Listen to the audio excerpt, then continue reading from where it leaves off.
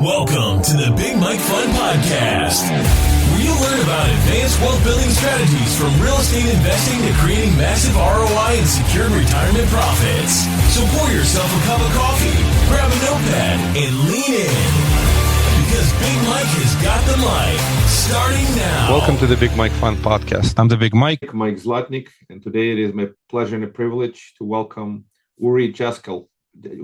Sorry, Uri, I mispronounced your name. Uri Jaskiel. Perfect. You got it right. Uri Jaskiel. Pleasure to be here. Thank you for having me, Mike. Thank you for coming. And you hail from Clifton, New Jersey. Just tell us before we jump into the heart of this conversation, and you are EOS Implementer worldwide. And before we do that, tell us a little bit about you, your family, where you grew up. So I'm Brooklyn born. Enjoyed growing up in Brooklyn. Lived abroad for a couple of years. I lived in Israel for a couple of years, and then moved out to the UK. Lived in Southwest England and in Bristol, and got myself a master's in management there, focusing on international business. And then post-graduating, moved here to Clifton, New Jersey. My plan was to get a job in the city, and that's why I bought a house over here with a little bit more space. I have a proud husband and father of 4 children, 3 boys and a little girl. And fate had it that I did not get involved in the corporate world, but I got pulled into the small SMB space. And I learned that I have a passion for that space and bringing out the best in small to mid-sized teams. What type of other aspects would you would like me to share?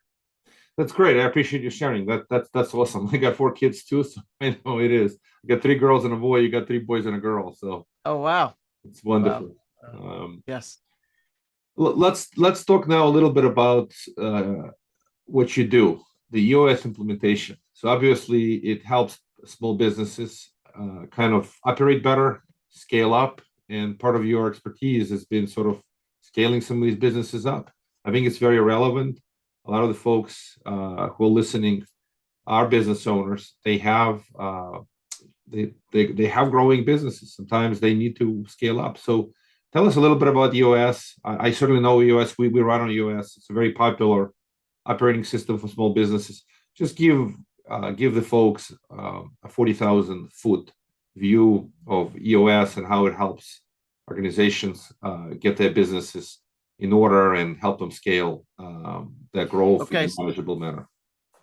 Gladly. So I like to tell us my own personal story, and I think that it's important to sort of contrast what it means to look at, like, my family. I have a background in sort of, my grandfather was a Holocaust survivor, built out a small business on Avenue U in the Sheepshead Bay area in Brooklyn. And through building a small retail business, he then opened up a second location and a third location. And then he realized that, wait a second, let me actually buy the building that I live in. So he works in. So he bought that building and then bought next door and then next door. And they started, assembling a couple of assets. But he never really looked at his real estate portfolio as a business.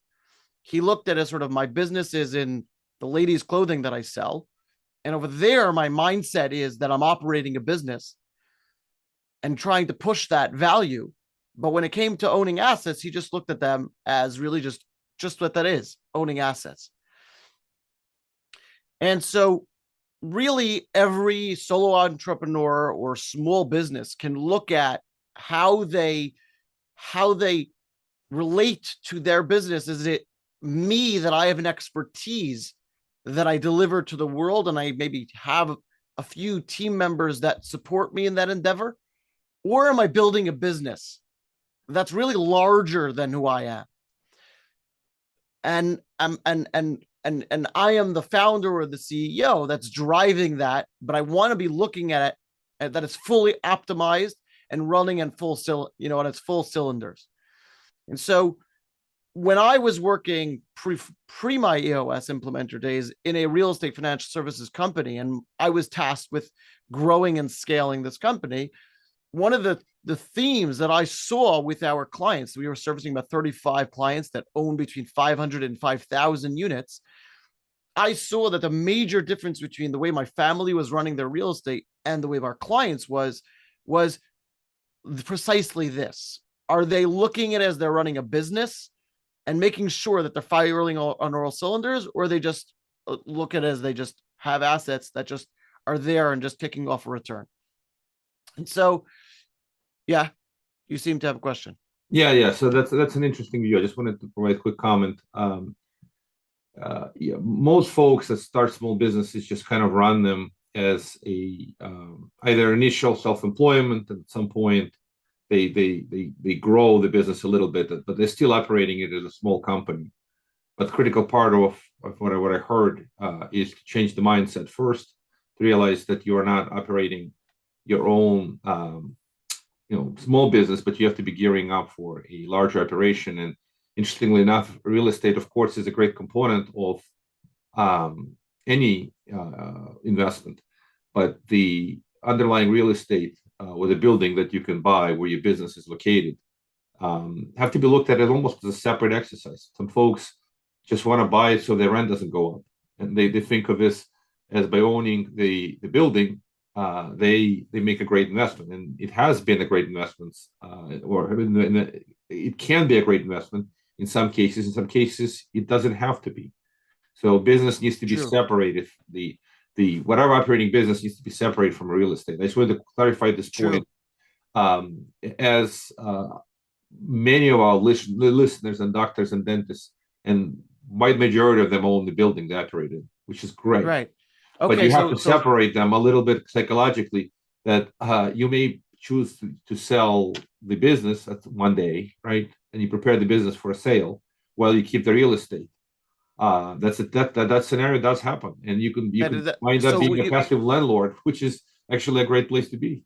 You are bringing up a great point, which is I did not emphasize this point, which is that while my grandfather did operate his business and he looked at sort of owning the real estate was more of the passive side, that was a great model. But at a certain point, he retired from owning his business. So now his bread and butter became owning real estate. And so that's true that's an approach, but he was leaving sort of money on the table by not getting in the zone of saying, like, am I making sure that these assets are actually, was I leveraging against them? He never borrowed money at a certain point against those assets to buy further assets.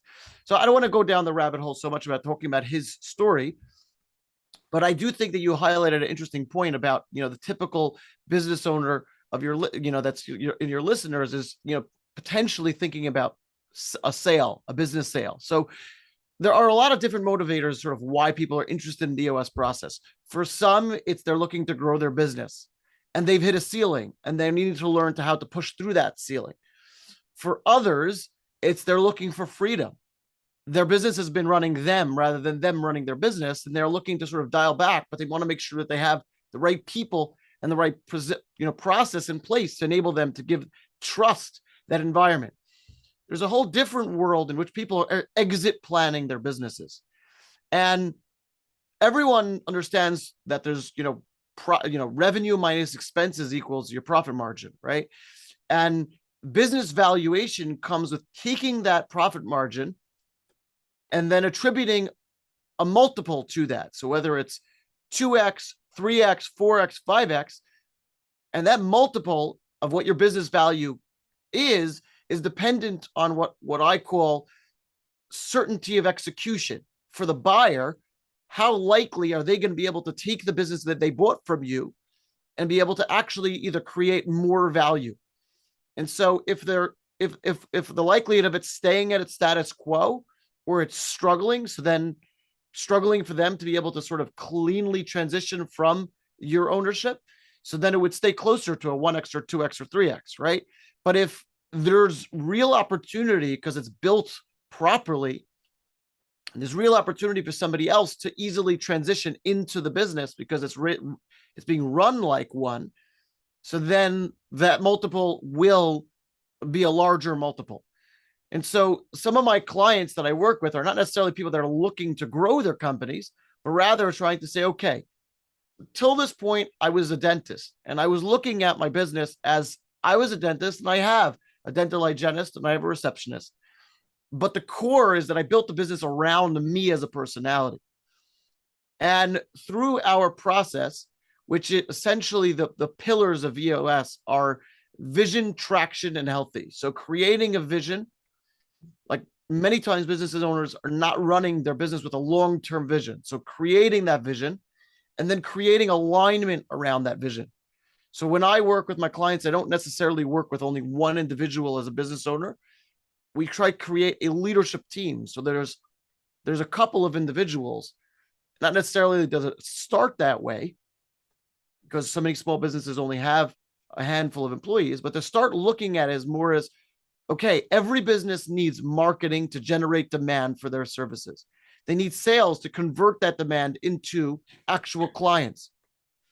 Depending on the business that you're in, there's operations in which you're either providing a service or selling goods to the market. And then there's finance that's, looking after making sure that you're tracking inflows and outflows of money and looking after the health of your business, right? And so in a small business, they're wearing all those hats many times, and that's normal and that's good, right? But what the exercise that we do is we tease out what are the critical functions for your unique business and build a structure around that. So this way, when you as a business owner say, I'm doing everything, you understand what everything actually is. What bucket does it fall in? How much percentage of my time am I dedicating towards marketing versus operations? And then you're slowly able to then delegate out those pieces and create clear accountabilities for those individuals that are working within your team around those critical functions. Yeah, that makes a lot of sense. And we're obviously very familiar with EOS. We run a form of EOS, and EOS is a great system. It is a small business entrepreneurial system. It can actually scale beyond the small business, but you're absolutely right. As a small business, a single practitioner, maybe two doctors and dentists working in an office with receptionists, some support staff, dental hygienist, or multiple. As the office scales up, the need for an operating system becomes more and more critical, as people need to know their responsibility. They need to be accountable for the results. So is there a magic number at which point an office needs an EOS implementer? I've heard different stories. If you're running a single practitioner healthcare professional, I guess you could start at that point, depending how big the office is. If the office is very successful and big, you could probably already start using EOS. But if you grow to beyond one location, or if you have even one location with multiple doctors, you almost have to do that, because just too much at stake. And if you are a business owner, not just a self-employed doctor, if you somehow can transition into that, the value of your business is substantially higher because it can operate without you. That's an ideal. It's almost a goal for a lot of people. Hire an associate doctor or associate dentist, and at some point be able to step away and have the business function without them, right? So great question. That's a great. Not for everyone, question. obviously. Some doctors love what they do; they don't want to step away. But. So I want to just make that disclaimer. I think it's important that EOS is not for everyone, and I don't try to sell EOS to everyone. It has to be. It's specifically for somebody that's growth oriented as a person. They're looking to evolve and develop the way they operate. But in terms of size, and the company, it needs to be privately held. I mean, obviously they could have taken on investment, but it's privately held. But in terms of size, what you just mentioned size, I like to think that sort of 7+ employees is when you start feeling stress in communication, right? Stress of sort of, there's management component to it. So essentially what we do is we're taking companies through a series of full-day workshops, management training workshops, around teaching them just very simple, practical tools and disciplines about running a great entrepreneurial company, right? And so 7+ employees when you start feeling that stress. But truth be told, some of my clients are smaller than 7 employees, very simply because what their goal is is larger than 7 employees. So it's more of like, sort of what's motivating you to explore this process. Is it stress, sort of dangers, challenges? And so in order for the challenges to motivate and inspire you to do something differently, you sort of have to put yourself through a lens of like, what's bothering you? And how long have you been living with this? Like, what have you tried to fix this already? Is that working? And if it's not, so then what's the impact on the business? And so what happens if things don't change? And to you personally, if those things aren't changing? And so once you sort of crystallize that, then you could start thinking about what are you actually hoping someone to do for you? And so that's when you're sort of motivated by pain. But if you're talking about being motivated by opportunity, so sometimes it's a matter of saying like, so what's the impact of the business on this opportunity, right? Are you looking to grow the company? And if right now you're hit a ceiling and you're not able to grow the company because of certain team dynamics or limitations on your own time and your own capacity, so then what growth are you leaving on the table? Or if you're thinking about exit planning, you're thinking of selling a business, but you're very integral to the business and you're being weighed down, or even if you're an expert doctor, my father-in-law is an expert doctor, is a neuroradiologist. And at this point, he's built out a team, he's delegated so effectively that he's now sort of living his unique ability. He's doing the high level work in his day-to-day rather than, either doing the research components that he is delegating towards his research assistants or taking care of the finance side, etc. And so to me, the question is sort of, what are you trying to accomplish? And what's the ROI of what the impact can be based on you putting in this investment of time and energy and money? Did that address that? That's a great answer. Thank you, Uri. I agree with you, and you brought up two important points. One is the pain point. The pain point is just either growing pains or even pains where you're tired and you want folks to work better and execute better, and things have not worked well. So some kind of a pain, or it could be an opportunity where you'd like to expand beyond your current location or even a current location, but just grow the business. And these are great drivers of the need of the implementation. Now, let's continue the conversation and talk a little bit about what the implementation of EOS looks like. Just kind of tell folks a little bit of, there's a classic view. So what's a classic view? Of course, you go in, you have to customize a little bit for every business. But what is a classic implementation? How long does it take to get up and running? What does it mean, and how long do you stay involved, and how do you make sure the business is operating in? Normally, you just go to the classic kind of a picture where there's a visionary, there's an integrator, and typically, obviously, good organizational chart put together. Folks know what they're supposed to do, what they're responsible for. Let's just talk about how does EOS actually work. Okay, so the easiest way, it happens to be that it's easier for me to show you rather than tell you. So the easiest way for people to actually check it out is to Google my name. It's Uri Jaskiel. So URI and then JASKIEL. They can look at my website. Alternatively, what is the website? What's the URL? What's the website? So it's eosworldwide.com and then /Uri-Jaskiel. So the reason why I said Google it is just easier to find that than remember that. But yeah, good point. So but essentially, let me give you a hint. So go see if you can actually go on GoDaddy and secure your website like UriJaskiel.com. It's just easier to, or something, EOS with Uri, like one of these .com or one of these, and then you can obviously URL forward that to the whatever website you want, like EOS Worldwide / smart, very smart. Thank you. Just to give you an idea, so people easier when you go on a podcast and you talk to people, it's easier, and you tell them EOS with Uri.com. It's a lot easier to spell that than spell that. That's true. Great tip. Thank you, Mike. Appreciate that. Sure. So the process starts with a 90-minute workshop, and that's on me. That's a free workshop that I do for prospective clients. Obviously, I'll jump on a call. So obviously, please, feel free to call me, email me, etc. Jump on a call and tease out some of these questions about whether it actually is, this is potentially a fit for you. If we think that it is, then we'll do a 90-minute workshop. And in that workshop, I'll show you high level what the tools and disciplines are and what the process looks like. And I'll now give you that. I'll give you that the elevator aspect of that now. There's 6 key components of the EOS model: vision, people, data, issues, process, and traction. So what we're trying to strengthen in a business is we put the business in the center and crystallize what is this business's vision and creating alignment around that vision. Because very simply, great things don't happen unless you know clearly where you're going.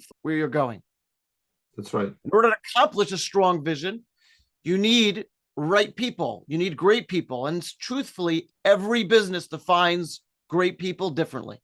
And that's what's beautiful about the world. But in your business, so we do a discovery exercise around what makes great people in your company. And we put them in the right seats. We create that accountability chart that we talked about, having clear structure. Data is running your business based on facts and figures rather than on egos, because many times businesses are pulled apart by having different opinions and different feelings around things rather than having sort of data points and reality telling the story. So we incorporate having data, score. We do a discovery exercise around defining the critical measurables for your business. What happens is when you're crystal clear in where you're going, and you have the right people, the right seats, and you have a strong data component, issues crop up. And so when we strengthen the issues component, means getting really good at getting comfortable with issues and consistently capturing those issues, and getting really good at solving issues at their core and making sure that they go away forever, and not just putting band-aids on your challenges.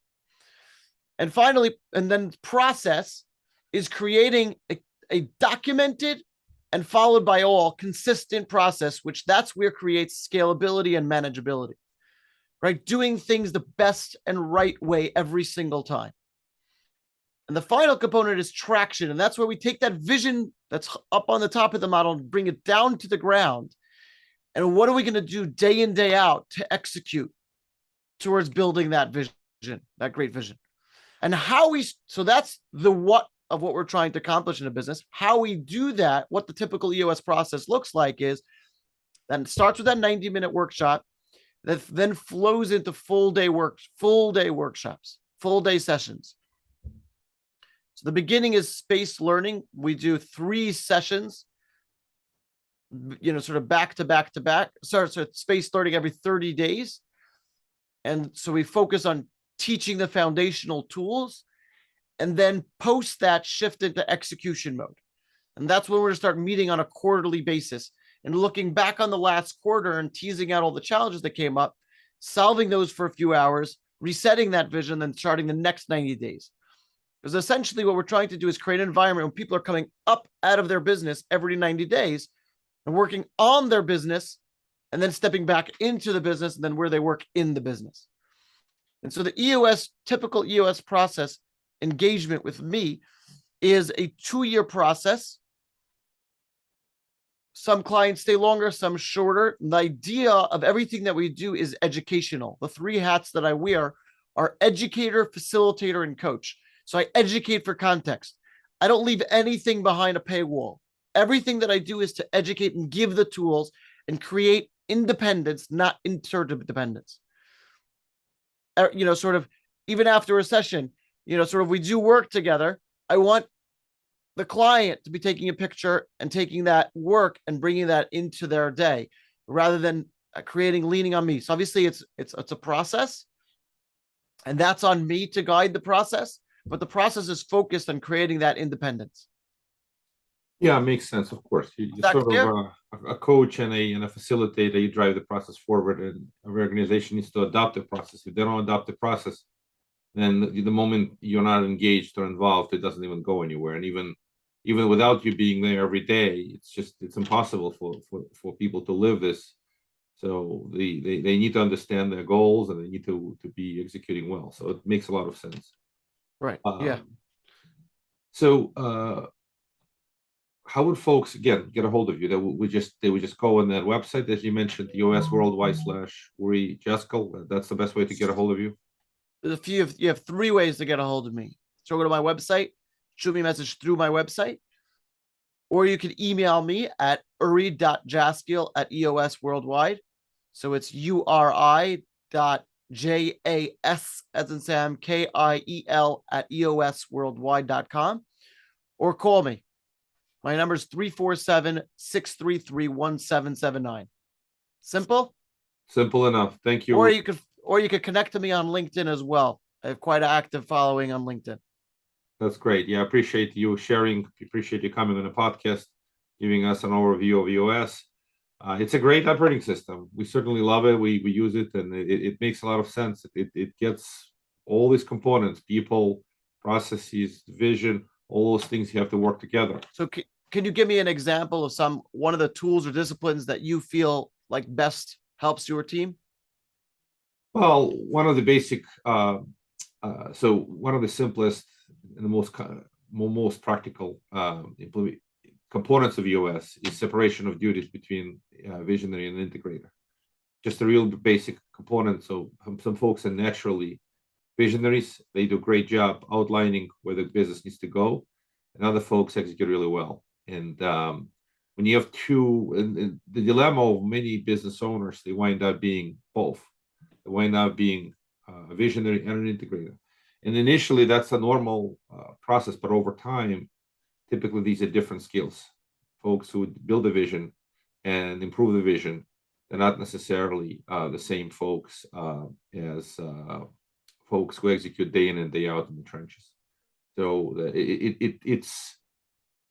it's not a tool, it's more of a high level understanding. And for any business to scale, at some point of time, they have to go into that model. Very, very small business, probably it's a single party.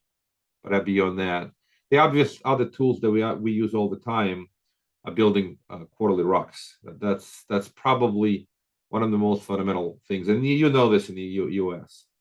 Having goals is having a direction where you're going. And the reason the quarterly goals is because if you set the goals too far out, they look too big, too long, right? Hard to manage. Quarterly goals will work because you can actually set them and you can track towards them, and it helps day in and day out. Are you moving towards the goals? So that's really Amazing. basic components of what we use. And of course, we do the weekly call, kind of the call level 10 meeting. And you I mean, this is one of the key components of EOS. So the weekly call and solving issues. This is one of the most important things you can do on a weekly basis is discuss what are the issues, identify, discuss them, and solve them. And that's as basic as it goes, right? Wow, you're good. You're good. You guys are doing well. Well, yeah, thank you. we know this a little bit. Let me put it this way. So wow, very cool. Amazing. Yeah. Thank you for having me. I appreciate it. I appreciate the opportunity to share with your audience. And please feel free to take this offline if there's anybody that has any further questions or comments or concerns they want to discuss. Yeah, I appreciate you coming on the podcast, and folks who are listening should certainly reach out if they're interested in this. And at the end of the day, they need to have a direct conversation with you and see how it's going to help them in their specific business. So that's as simple as that. So appreciate you. Yeah. Thank you kindly, and have a great day.